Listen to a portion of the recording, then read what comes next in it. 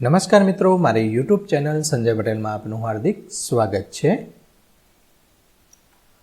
બાળ મિત્રો, આજે આપણે ધોરણ 6 વિષય છે ગુજરાતી, જેમાં નવું પાઠ્યપુસ્તક આવેલું છે જેનું નામ છે પલાસ।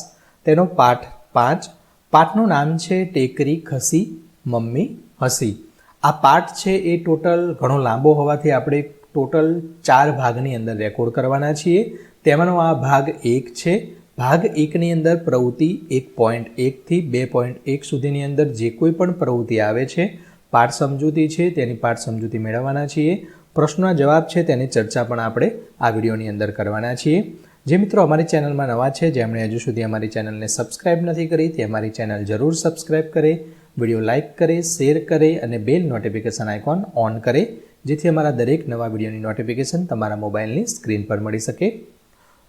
બાળ મિત્રો, આ દરેક વિડીયોનું સોલ્યુશન પીડીએફ સ્વરૂપે મેળવવા માટે અને પ્રશ્નોના જવાબ પીડીએફની અંદર મેળવવા માટે અમારી એપ્લિકેશન વિશ્વગુરુ સંજય પટેલ અથવા ધોરણ 1 થી 12 ગુજરાતી સર્ચ કરી તમે ઇન્સ્ટોલ કરી શકશો। એન્ડ્રોઈડ એપ છે।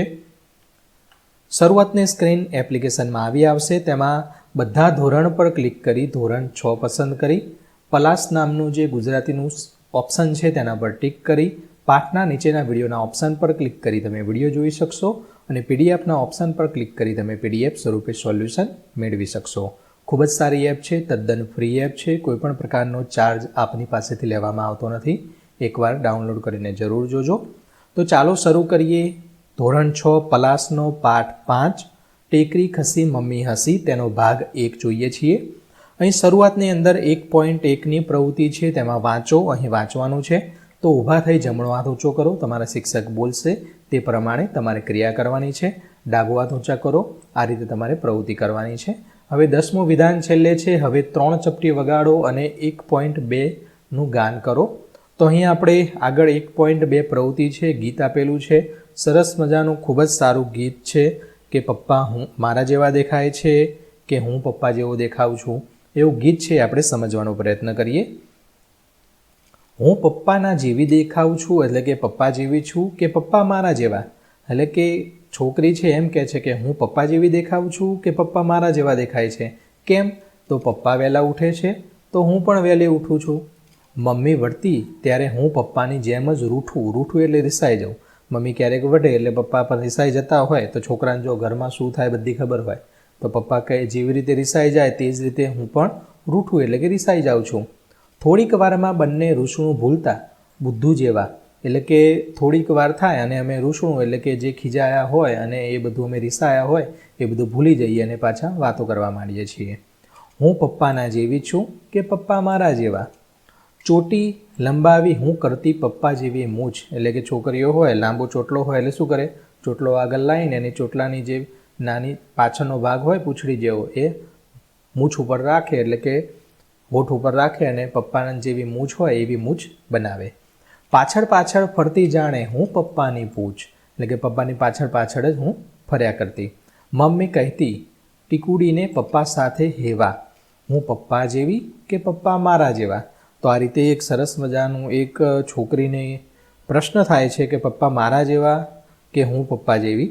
તો ચલો આગળની પ્રવૃત્તિ જોઈએ। કહો, તેમાંનું પહેલું છે તમે તમારા મમ્મી જેવા છો કે પપ્પા જેવા છો। તો અહીં આપણને જુઓ મેં અલગ અલગ કલર આપેલા છે, આ 2 અલગ કલર છે, રેડ છે, આ ગ્રીન છે અને આ રીતનો કલર છે। તો આ રીતે લખી શકીએ, જો છોકરી હોય તો મારા દાદા અથવા દાદીનું કહેવું છે કે મારી, એટલે કે હું મારી મમ્મી જેવી દેખાઉં છું, તો છોકરીઓ આ રીતે લખવાનું છે। હવે હું અલગ કલર લઈ લઉં છું, બ્લુ કલર, જો છોકરો લખતો હોય તો મારા દાદા અથવા દાદીનું કહેવું છે કે હું મારા પપ્પા જેવો દેખાઉં છું, તો આ રીતે તમે લખી શકશો। તમારામાં અને તમારા મમ્મી પપ્પામાં કઈ બાબતો સરખી છે, તો આપણે આ રીતે જવાબ લખી શકીએ। તો દલીલ શક્તિ, એટલે કે કોઈ પણ ખોટું હોય અથવા તો કોઈ ચર્ચા કરવાની હોય તો ડર્યા વગર કોઈ પણ સંકોચ વગર આપણે દલીલ કરીએ તે। સાચી વાતને વળગી રહેવાનો આગ્રહ, વસ્તુઓની ગોઠવણ અંગેની ચોકસાઈ, ચીવટ મમ્મી જેવા છે, મારી ચાલવાની રીત, જમવાની પદ્ધતિ અને આંખો પપ્પા જેવી છે। તો આ રીતનું સરખાપણું આપણે લખેલું છે। તમે ક્યારેક તમારા મમ્મી અથવા પપ્પા જેવા દેખાવા માટે શું કરો છો? તો હું મારી મમ્મી જેવી દેખાવા માટે દુપટ્ટાની સાડી બનાવીને પહેરું છું. કપાળમાં તેના જેવો જ ગોળ લાલ રંગનો ચાંદલો ચોંટાડું છું. તેની જેમ જ વચ્ચે પાંથી પાડી વાળ ઓળાવું છું. ઘણીવાર તેની બોલવાની સ્ટાઇલની નકલ પણ કરું છું. તે જ પ્રમાણે મારો નાનો ભાઈ પપ્પા જેવો દેખાવા માટે ક્યારેક કાજળની મૂછો બનાવી પપ્પાની જેમ ટટ્ટાર ચાલે છે. કાજળ જે આંખે નીચે કાળા કલરનું કાજળ આપણે ભરીએ તેનાથી કલર કરી દે હોઠ ઉપર, એટલે કે પપ્પા જેવી મૂછ બની જાય. તમારા મમ્મી પપ્પા તમને કયા કયા નામે બોલાવે છે? તો તમને જે નામે બોલાવતા હોય એ તમારે લખવાનું છે. અહીં મેં ઉદાહરણ રૂપ લખેલું છે. તો મમ્મી મારી નાની બહેનને ગોલુ ને મને મુન્ની કહે છે, અથવા તો પપ્પા મારી નાની બહેનને ગોલુ કે મને મુન્ની કહે છે. અહીં તમને જે કહેતા હોય એ અહીંયા નામ લખવાના છે. આગળ વધીએ. આગળનો 2.1ની પ્રવૃત્તિ છે. તેની અંદર મારા પપ્પા એક સરસ મજાનો પાઠ છે, તે આપણે જોઈએ. ખૂબ જ સારો પાઠ છે, ધ્યાન આપી સમજશો. અહીંયા દર વખતે હું વિડીયોમાં કહું છું કે અહીંયા સ્ટાર આપેલા છે, તો આ સ્ટારની અંદર તમારે અત્યારે કોઈ પણ પ્રકારનો કલર પૂરવાનો નથી. ક્યારે પૂરવાનો છે કે જ્યારે આખો આ પાઠ પૂરો થઈ જાય પછી આ પાઠ તમને કેવો લાગ્યો, જો એકદમ ખૂબ જ સારો લાગ્યો હોય તો આપણે આ દરેક સ્ટારની અંદર, એટલે કે 5 સ્ટારની અંદર કલર પૂરી દેવાનો છે. એનો મતલબ કે તમે આ પાઠને 5 સ્ટાર આપ્યા. હવે કોઈને જો વધારે ના ગમતો હોય, થોડો ઘણો ઓછો ગમ્યો હોય, તો તે આ 4 સ્ટારની અંદર કલર પૂરી શકે છે. એનો મતલબ કે આટલા 4 સ્ટાર જેટલો એને પાઠ સારો લાગ્યો છે, ગમ્યો છે. આ રીતે પ્રવૃત્તિ કરવાની છે. ચાલો જોઈએ. તો આજે મારી સ્કૂલમાં રજા હતી, પણ પપ્પાની ઓફિસ ચાલુ હતી. મારી સ્કૂલમાં તો રજા હતી, જાહેર રજાને બધું હોય, પણ પપ્પાની ઓફિસ ચાલુ હતી. મારું ધ્યાન રાખવા આવતા માજી ઘરકામમાં રોકાયેલા હતા. હું ઘરે એકલી રહી શકું એટલી મોટી થઈ ગઈ છું એવું હું માનતી હતી. ઘણી વખતે એવું થાય, પપ્પાને કે તું હજુ નાનો છે, તને ના ખબર પડે. એટલે આપણે કહીએ, શું પપ્પા, કે હું તો મોટો થઈ ગયો છું, એમ કહીએ ને આપણે. એટલે કે છોકરી એવું માનતી હતી કે હવે તો હું મોટી થઈ ગઈ છે. પણ પપ્પા અને મમ્મી આગળ તો તમે ગમે એટલા મોટા થાવ, તમે મોટા થાવ તો મમ્મી પપ્પા મોટા થાય ને. તો તમારા બંને વચ્ચેનો જો ઉંમરનો સમયગાળો છે તે તો સરખો જ રહેવાનો છે. તો મમ્મી અને પપ્પા માટે તમે હંમેશા નાના જ હોય છે, અને આ જે કોઈ પણ સલાહ સૂચન આપે તે આપણા માટે આપતા હોય છે. પણ પપ્પા માનતા નહોતા. પપ્પા એવું માનતા નહોતા કે હું હજુ મોટી થઈ ગઈ છું, એવું નહોતા માનતા. આમ છતાં મારું મન રાખવા પપ્પાએ માજીને કહી રાખેલું કે મિની કહે ત્યારે તમારે નીકળી જવું. મિની કહે ત્યારે તમારે ઘરે જવું તો ઘરે જઈ શકો છો, એવી સૂચના પપ્પાએ એમને માજીને આપી. આજે મેં માજીને કહી દીધેલું એટલે તે થોડું ઘણું જરૂરી કામ પતાવી નીકળી ગયા. પછી તો મેન ડોર, એટલે કે આગળનું મેન દરવાજો હોય તે મેં અંદરથી લોક કરી દીધો અને હું નાચતી કૂદતી રહી. આજુબાજુમાંથી મારી કોઈ બહેનપણીને પણ બોલાવવાનું મન ન થયું કે ન ટીવી જોવાનું મન થયું.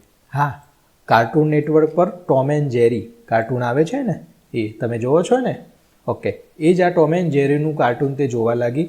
ઘરમાં ઉથલ પાથલ કરવાનું મન થયું ને બસ એમ જ મારી નજર ડ્રોઈંગ રૂમમાં વચ્ચે રાખેલી ટીપોઈ પર પડેલા પાઉચ પર પડી. શેના પર પડી? પાઉચ પર પડી. આ પાઉચ પર પડી એટલે એને ઘણા બધા વિચાર્યા કે પપ્પા પાઉચ ભૂલી ગયા છે, હવે શું થશે ને એવું બધું.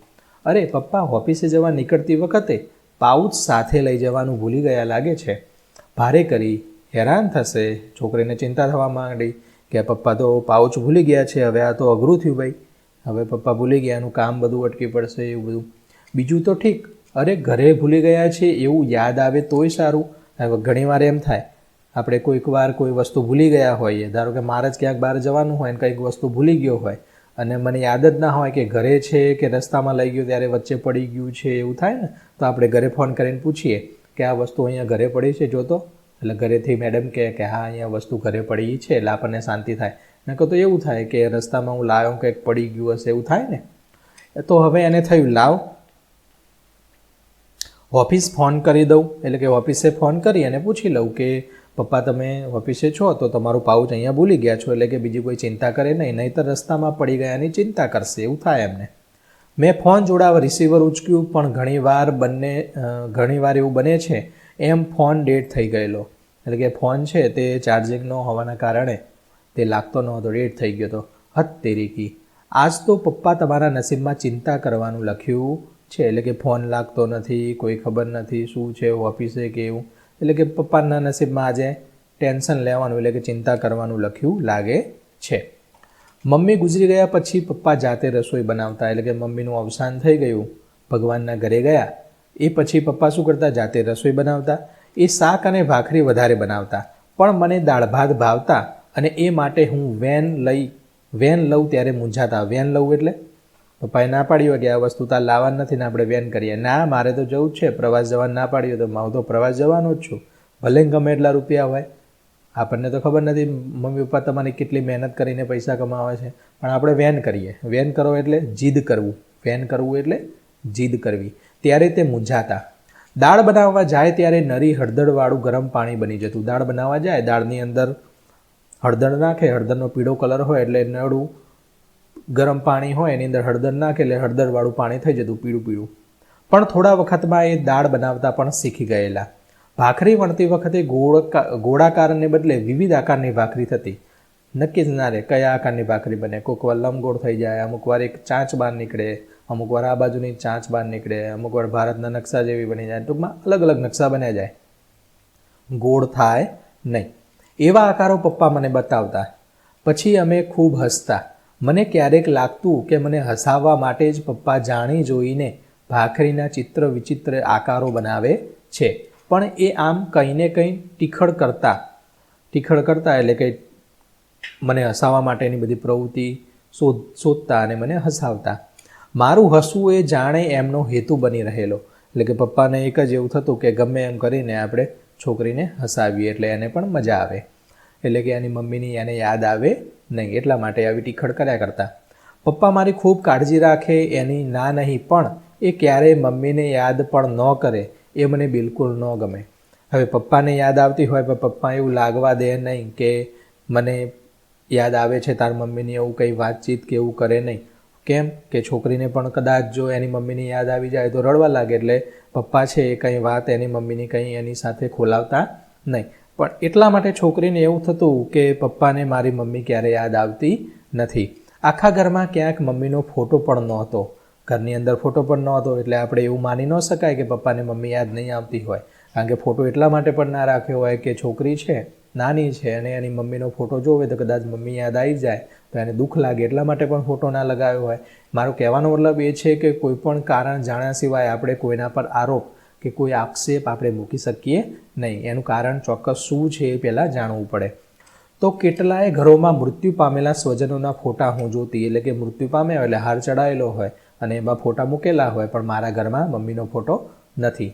સુગંધી હાર ચડાવ્યો હોય, ચાંદલો કર્યો હોય એવા ફોટા જોઈ મને કંઈનું કંઈ થઈ જતું. મને મમ્મી બહુ યાદ આવતી, પણ મમ્મીનો ચહેરો ઘણો ભૂલાઈ ગયો હતો. મને લાગતું કે હું જેમ જેમ મોટી થતી જઈશ તેમ તેમ મમ્મીને સાવ ભૂલી જઈશ અને પછી ક્યારેક ક્યાંક એનો ફોટો જોવા મળશે તો પણ હું એને ઓળખી નહીં શકું. એક વખત તો મેં પપ્પાને કહી દીધું, પપ્પા આ સોફાની પાછળની ભીત સાવ ખાલી છે, ત્યાં મારા મમ્મીનો ફોટો મૂકવો છે, એટલે કે મૂકવો છે એમ. આ સોફાની પાછળ છે, આખી દિવાલ ખાલી છે, ત્યાં કોઈ ફોટો પણ નથી, તો મમ્મીનો ફોટો પપ્પા તમે અહીંયા લગાવો ને, એવું એનાથી બોલાઈ ગયું. અરે મેરી બિટિયા રાની, એના પપ્પા કહે છે, અરે મેરી બિટિયા રાની કહીને મને તેડીને બોલેલા, ફોટા વગર આપણે તારી મમ્મીને યાદ કરીએ છીએ, પણ ફોટાની શી જરૂર છે? તો પછી ફોટાની શું જરૂર છે? એમાંય આપણે તારી મમ્મીને તો આપણે યાદ કરીએ જ છીએ. મારા માથે હાથ ફેરવી પપ્પા કહે, તારી મમ્મીનો ફોટો રાખવાની એટલા માટે ના પાડીએ, એ તો રાત દિવસ ફોટામાં રહીને હસ્યા કરે અને વળી મને છાતીએ વળગાડી બોલ્યા ને આપણે રડાવ્યા કરે. એટલે કે તારી મમ્મી તો હસ્યા કરે, કારણ કે હસતો ફોટો, કોઈ રડતો ફોટો દિવાલ ઉપર ચોંટાડે? ના ચોંટાડે ને. તો એમાં મમ્મીનો હસતો ફોટો ચોંટાડે હોય તો મમ્મી તો આખો દિવસ હસ્યા કરે અને પછી છોકરીને તેડી અને આપણને કહેવા માંડ્યા પપ્પા, અને આપણને પછી યાદ આવી જાય તો રડાવે. આમ બોલતી વખતે મને પપ્પાનો ચહેરો ભલે દેખાયો નહીં, પણ કેવો હશે અને હું કલ્પી શકતી હતી. એટલે કે પપ્પાનો ચહેરો એમના અવાજ ઉપરથી ખબર પડી ગઈ કે પપ્પાને મમ્મીની યાદ આવી ગઈ છે. મેં કહ્યું, છઠ, આપણે મમ્મીનો ફોટો નથી રાખવો, આપણને રડાવે એવી મમ્મી મને ન ગમે. તો અહીંયા પપ્પા અને છોકરી આપેલું છે, જુઓ પપ્પા ખવડાવે છે તો ક્યારેક ભાખરી ચોરસ બને છે, ક્યારેક આવી નકશા જેવી બને છે. અહીંયા દાળ બનાવ્યું હશે કુકરની અંદર અને આ બિટિયારાની એટલે કે છોકરી છે તે વાતચીત કરતા હોય એવું આપણને ચિત્ર અહીં આપેલું છે. પપ્પા ક્યારેક દાઢી વધારે પણ મને દાઢી ન ગમે. હું કહું તમે દાઢી ભલે રાખો પણ જરાય સારી નથી લાગતી હો. પપ્પા મને ઘડીક તાકી રહે, પછી દાઢી ખંજવાળતા બોલે, સમય નથી રહેતો, એમાં દાઢી વધી જાય છે, બઢતી કા નામ દાઢી. મસ્કરા અવાજે બોલતા દાઢી પસવારવા લાગે છે. સવારે ચા પીને છાપું વાંચવાને બદલે દાઢી કરી લેવાની એવું સમજ્યા. એટલે કે સવારે ચા પીને છાપું વાંચો છો એની જગ્યાએ તમારે દાઢી કરી લેવાની, હું કહેતી એમને. પછી તમે મને પપ્પી કરો છો ત્યારે વાગે છે. એટલે કે છોકરી છે એને એના પપ્પા પપ્પી કરે ત્યારે એના પપ્પાની દાઢી છોકરીને વાગે છે. ઓકે બાબા, ઓકે, અબ દાઢી હો જાયગી કહેતા મારા દોઢ ઢાપણ પર હસી લે છે. પછી 3-4 દિવસે એમની દાઢી સફાચટ થાય છે. એટલે કે સેવિંગ એટલે કે દાઢી કરી દે છે. એ ગાળામાં પપ્પા ઘણીવાર થાકી જતા પણ એ ગુસ્સો ન કરે. એમનો ગુસ્સો મેં જોયો જ નથી એમ કહું તો પણ ચાલે. બહુ તો ચિંતા કરે પણ ગુસ્સો ક્યારેય કરે નહીં. હા, આજે તો આ પાઉચ ભૂલી ગયાની ચિંતા કરતા હશે ભૂલકણા સાહેબ. એટલે કે પાઉચ ભૂલી ગયા છે એની ચિંતા કરતા હશે. પાઉચ વગર પપ્પાને હેરાન થવા જેવું શું હોઈ શકે એવો વિચાર આવ્યો. પાઉચ હાથમાં લીધું, ખોલ્યું. સ્કૂટરનું લાયસન્સ હતું, બેંકની પાસબુક, ઇલેક્ટ્રિક બિલ, હિસાબની ડાયરી, બીજા અનેક કાગળો પણ તેમાં હતા. મને નિરાશ થઈ. હાસ, હવે ચિંતા નહીં, હેરાન થવા જેવું આમાં ખાસ કંઈ લાગતું નથી. પાઉચ બંધ કરવા જતી હતી ત્યાં વિચાર આવ્યો, પપ્પાની ડાયરી તો જોઉં. હવે પાઉચ બંધ કરતી હતી ત્યારે ડાયરી એ પપ્પા લખતા હશે, એમના વિચારો, એમને જે યાદ આવતું હોય કે કંઈ કામ હોય કે એવું બધું લખતા હશે. તો હવે વિચારો કે ડાયરીમાં શું હશે એવું આપણે વિચારવાનું છે.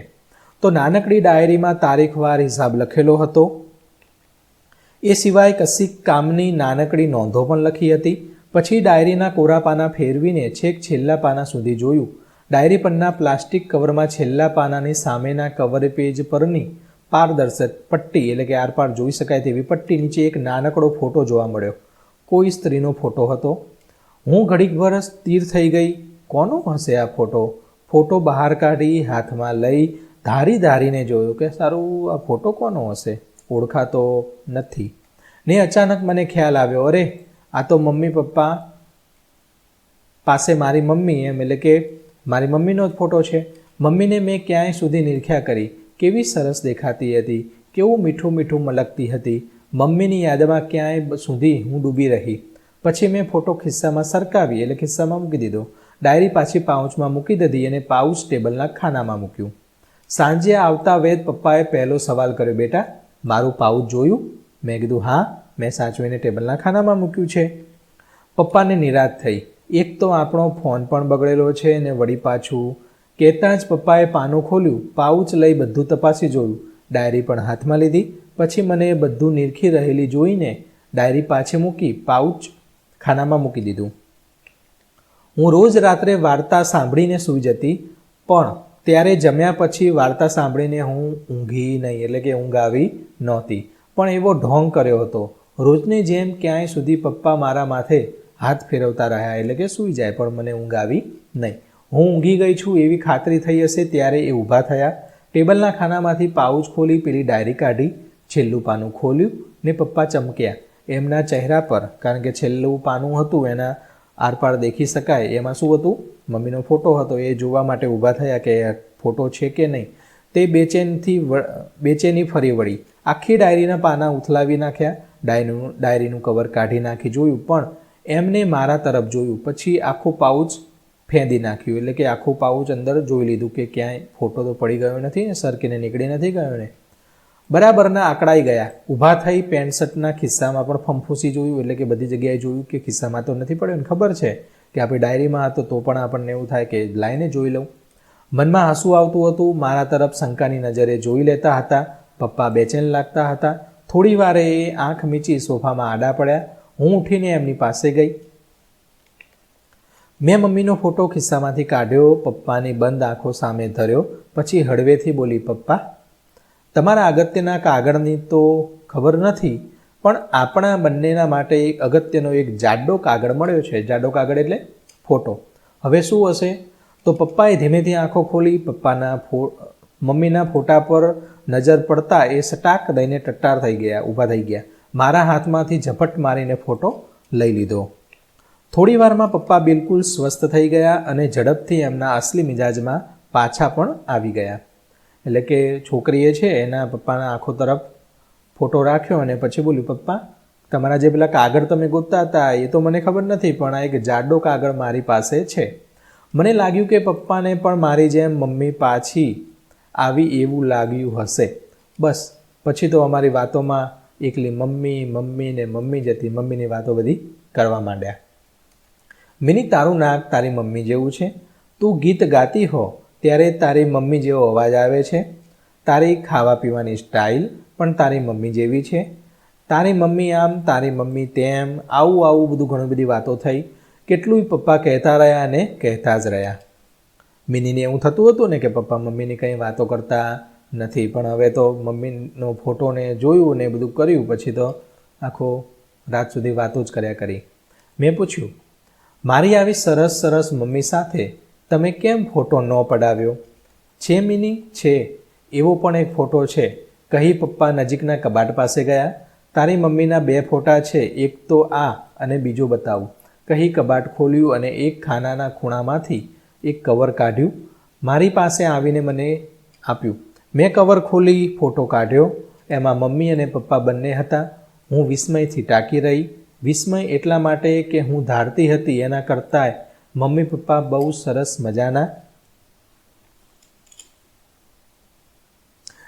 મજાના દેખાતા હતા. મમ્મી તો ફિલ્મોમાં હોય એવી રૂપાળી હિરોઈન જેવી દેખાતી હતી. ફિલ્મોમાં હિરોઈન હોય ને એના જેવી દેખાતી હતી. પપ્પા તો એકદમ મસ્તીખોર દેખાતા હતા. અરે, એમ તો દાઢી પણ રાખી હતી. દાઢી પણ કેવી મજાની ને સફાઈદાર લાગતી હતી. અત્યારે પપ્પા દાઢી રાખે છે ત્યારે હું સફાચટ કરાવી નાખું છું, કાળી ધોળી કાબરચીતરી. દાઢીવાળા પપ્પા મને સારા નહોતા લાગતા, પણ ફોટામાં દાઢીવાળા પપ્પા સાચે જ અદ્ભુત જણાતા હતા. એટલે કે સાચે જ દાઢીવાળામાં ફોટા છે, પપ્પા છે દાઢીવાળા, એ ખૂબ જ સારા લાગતા હતા. વાર્તાઓમાં જે પરી અને રાજકુમાર આવતા હોય એવા જાણે મમ્મી અને પપ્પા હોય એવું લાગતું હતું. પપ્પા તમે ત્યારે રોજે રોજ દાઢી કરતા? રોજે રોજ દાઢી કરી દેતા એવું મિનીએ પૂછ્યું. હા, હું દાઢી રાખું એ તારી મમ્મીને બહુ ગમતું. હું તો સફાચટ કરાવી નાખતી હતી. અરે, પપ્પાની સાથે સાથે મેં તો મમ્મીને પણ દુઃખી કરી. મને આંચકો લાગ્યો.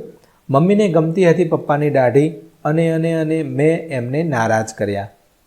મારા ગળામાં ડચુરો બાજી ગયો. એટલે કે આવું ઘણી વખત થાય એટલે આપણે કંઈક બોલવું હોય તો પણ બોલી શકીએ નહીં, એટલે કે ડચુરો બાજી ગયું એવું થાય. હૃદયને જાણે ખાલી ચડી ગઈ હોય, આંખોમાં કશું ઉછળવા લાગ્યું. મને એકાએક મૌન થઈ ગયેલી જોઈ પપ્પા બોલ્યા, કેમ મિની ચૂપ થઈ ગઈ? હું પપ્પાની આંખોને કેટલીક ક્ષણો એટલે કે ઘણી બધી સમય સુધી એને ટાંકીને જોઈ રહી. પપ્પાની નજીક ગઈ. એમના વાળમાં મેં આંગળીઓ પોરવી. ગાલ પર પપ્પી કરીને બોલી, પપ્પા કાલથી તમે દાઢી વધારજો. અને ત્યારે મારા અવાજની ભીનાશ અને પપ્પાની આંખોની ભીનાશથી મારી મમ્મી ભીંજાઈ ગઈ હોય એમ ટેબલ પર મૂકેલો મમ્મીનો ફોટો સહેજ થરકી ઉઠ્યો. સરસ મજાનું આ મારા પપ્પા એક પાઠ છે જે મમ્મી અને પપ્પાનો પ્રેમ, અને જે નાનો બાળક હોય ત્યારે ઘણા સમયથી મમ્મી એમને છોડીને ગઈ હોય ત્યારે મમ્મીની યાદ નાના બાળકને અને એના પપ્પાને કેવી આવતી હશે તે અહીં મમ્મી પ્રત્યેનો પ્રેમ બતાવેલો છે, જે નીતિન ત્રિવેદી દ્વારા આ પાઠ સરસ મજાનો લખવામાં આવેલો છે. વાતો તો બાળકો ઘણી બધી થઈ શકે, સમજાવવું પણ ઘણું બધું બોલી શકાય એમ છે, પરંતુ સમયના કારણે આપણે તે ચર્ચા કરી શકતા નથી. ટૂંકમાં કહી દઉં કે મા તે મા, બીજા બધા વગડાની વા. એક કહેવત છે, એટલે કે મા વગર સૂનો સંસાર, ગોળ વગર, એવું આ કહેવત પણ છે, આપેલી છે. એટલે કે મમ્મીની જે ના હોય ત્યારે ઘણી બધી તકલીફો પડતી હોય છે. પપ્પાને થતું હતું ને, દાળ પીળી થઈ જતી, પટલી થઈ જતી, ભાખરી કેવી બને, કેવો આકાર બને એનો કોઈ નક્કી ન રહેતો, આવું બધું થાય. ચલો આગળ વધીએ. હવે વાતચીત છે. આ વાર્તા સાંભળતી વખતે તમને તમારા પપ્પા અને મમ્મી વિશે શું યાદ આવ્યું? તો મારા મમ્મી પપ્પા પણ મને હસતી રાખવા માટે, ખુશ રાખવા માટે કેટલી મહેનત કરે છે ને ત્યાગ સમર્પણનો પાઠ શીખવે છે એ પણ યાદ આવ્યું. બીજો પ્રશ્ન, આ વાર્તા સાંભળતા હતા ત્યારે તમને કેવી લાગણી થઈ, કેવું લાગતું હતું? તો આ વાર્તા સાંભળતી વખતે મને મા વિનાની મિની પ્રત્યે મમતા અને કરુણા જાગી. મા વિનાની મિનીને પપ્પા એની મમ્મીને યાદ ન કરે એ ગમતું નહોતું. તો બીજી બાજુ એક બાપ દીકરીને એની મમ્મીનું ઓછું ન આવે એના માટે કેટલી કાળજી લે છે તેનો પ્રેમ અહીં બતાવેલો છે. એ વાંચીને મારી આંખ ભીની થઈ ગઈ. ઘણા હોય, ઘણા છોકરાની આંખ પણ ભીની થઈ જશે, જો તમે. એટલે કે પપ્પા છે એ છોકરીને એની મમ્મીની યાદ ન આવે અને એવું એને ના થાય કે મને પપ્પા છે એની મમ્મી જેવું રાખતા નથી, એટલા માટે પપ્પા નવા ટીટોડી કર્યા કરે, હસાવે, ફરવા લઈ જાય, સાયકલ લઈને આંટો મારવા લઈ જાય, આ બધું ઘણી બધી પ્રવૃત્તિ કરતા હોય છે જેથી એને એની મમ્મી યાદ આવે નહીં. ઘરમાં તમારું સૌથી વધુ ધ્યાન કોણ રાખે છે, તમને તેની કેવી રીતે ખબર પડે છે? તો ઘરમાં મારું સૌથી વધારે ધ્યાન તો મમ્મી પપ્પા બંને રાખે છે, પણ બંનેની રીત અલગ છે. મમ્મી જોડે વધારે રહેવાનું થાય, કારણ કે પપ્પા તો હંમેશા નોકરી જતા હોય, સાંજે 7-8 વાગે આવે. એ ખૂબ મને પ્રેમથી રાખે છે અને હું ક્યારેક તોફાન કે ખોટી જીદ કરું તો ગુસ્સે થાય અને સજા પણ કરે છે. પણ આમાં તેનો મારા પ્રત્યેનો પ્રેમ જ હોય છે. પપ્પા મારી નાનામાં નાની જરૂરિયાતોનું પણ ધ્યાન રાખે છે. મિનીના પપ્પાની કઈ વાત તમને સૌથી વધુ ગમી તેનો જવાબ જોઈ લઈએ. તો મિનીની મમ્મી નહોતી ત્યારે એના પપ્પા જાતે રસોઈ બનાવતા શીખ્યા. મિનીને સમયસર જમાડતા, ખુશ રાખતા, એની મમ્મીની સહેજ પણ યાદ ન આવે તેની કાળજી લેતા અને વાત મને સૌથી વધુ ગમી. તમે ઘરે એકલા જ હો ત્યારે તમને શું કરવું ગમે? તો તેનો જવાબ જોઈ લઈએ. મને ઘરમાં એકલા રહેવાનું ન ગમે, છતાં એકલા રહેવાનું થાય તો વાંચા કરું, ટીવી પર સિરિયલો જોઉં, કાર્ટૂન જોઉં, થાકી જાઉં, કંટાળી જાઉં તો ઊંઘી જાઉં, કોઈક વાર બેનપણીઓને ઘરે બોલાવી ધમ્મા ચકડી મચાવું. તમે શું કરો છો ત્યારે તમારા પપ્પા સૌથી વધુ ખુશ થાય છે? તો હું દલીલ કર્યા વિના મારો અભ્યાસ કરું, એટલે કે ભણું, મમ્મીને મદદ કરું, ઘરના ને મારા કામ જવાબદારીપૂર્વક કર્યા કરું અને સૌને ગમું તે જોઈને પપ્પા સૌથી વધુ ખુશ થાય છે. અથવા તો સારો એવો નંબર આવે, સારા એવા ટકા આવે, એકમ કસોટી અથવા ટેસ્ટની અંદર સારા એવા માર્ક્સ આવે તો પપ્પા ખુશ થાય. Okay, next. તમારા પપ્પા તમારી મમ્મીની કેવી કાળજી રાખે છે? મમ્મી પપ્પાની કઈ બાબતોનું ધ્યાન રાખે છે? તો અહીં આપણે આ રીતે લખી શકીએ. ફટાફટ જોઈ લઈએ તેનો જવાબ. મમ્મી ઘરમાં બધાની સૌથી કાળજી લે છે, તો પપ્પા મમ્મીની ખૂબ કાળજી રાખે છે. ખાસ તો એ મમ્મીને સમજે છે. મમ્મી કશું પણ માગતી ન હોય પણ પપ્પા મનથી જાણે અને તે બધું લાવી આપે છે. મમ્મીની આગળ એ વસ્તુ હાજર કરી દે છે. મમ્મીને પોતાની ખરીદી ભાગ્યે જ કરવાની હોય, કારણ કે પપ્પા એને આગ્રહ કરીને એની વસ્તુ એને અપાવે છે. મમ્મી સૌને જમાડીને ઝડપથી પોતાનું ખાવાનું, એટલે કે તે પણ જમી લે છે.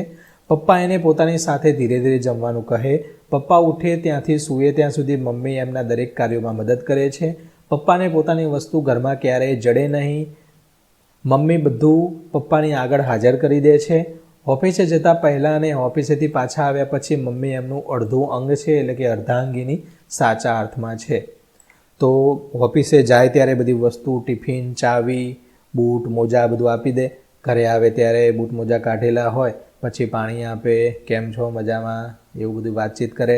માથામાં જો થાક્યા હોય, કંટાળો હોય તો માથામાં તેલ નાખી દે. આવું બધું હોય. જેની મમ્મી ન હોય તેવા કોઈ મિત્ર કે પડોશીને ઓળખો છો? એના ઘરમાં પપ્પા શું કામ કરે છે? એની મમ્મી વગર કેવું લાગે છે? જવાબ જોઈએ. મારી એક બહેનપણી છે, એનું નામ સરોજ છે. ઉદાહરણ તરીકે અહીં સરોજ લખેલું છે. તમારે કોઈ પણ નામ બીજું તમે લખી શકશો. એની મમ્મી નથી, ઘરમાં એના પપ્પા, દાદા, દાદી અને એનો ભાઈ રહે છે. તેના પપ્પા બંને બાળકોને સ્કૂલ જવા માટે તૈયાર કરવાનું, શાળાનું ગૃહ કાર્ય કરવાનું, તેમની વસ્તુઓ લાવવાનું, તેમને બહાર મેદાનમાં રમવા લઈ જવાનું વગેરે કામ કરે છે. તે જ્યારે બીજા બાળકોને તેની મમ્મી સાથે જુએ છે ત્યારે તેને પોતાની મમ્મીની ખૂબ જ યાદ આવે છે. તો બાળમિત્રો, અહીં ધોરણ 6 પલાસ ગુજરાતીનો પાઠ 5 ટેકરી ખસી મમ્મી હસી, એટલે કે આ પાઠનું ટાઇટલ, આ પાઠ આપણે સમજ્યા પછી આપણે સમજાઈ ગયું હશે કે મમ્મી હસે છે. તો ફોટાની અંદર મમ્મી હસતી હોય અને જેને મમ્મી ના હોય તેને માતાનો પ્રેમ જે છોકરાને ના મળ્યો હોય તે આપણે વિચારી શકીએ છીએ કે કેટલી તકલીફો પડતી હશે, શું થતું હશે. એવું સરસ મજાનો આ નીતિન ત્રિવેદી દ્વારા પાઠ લખવામાં આવેલો છે. આશા રાખું કે પાઠ તમને સમજાઈ ગયો હશે. ફરીથી આ પાઠ છે આપણે કુલ 4 ભાગની અંદર રેકોર્ડ કરેલો છે. આ દરેક ભાગના વિડીયોની લિંક આ વિડીયોના ડિસ્ક્રિપ્શનમાં આપેલ છે, તેની મદદથી તમે વિડીયો જોઈ શકશો. આગળ મળીશું ભાગ 2ની અંદર. ત્યાં સુધી આવજો. વિડીયો અંત સુધી જોવા બદલ આપનો ખૂબ ખૂબ આભાર. ધન્યવાદ.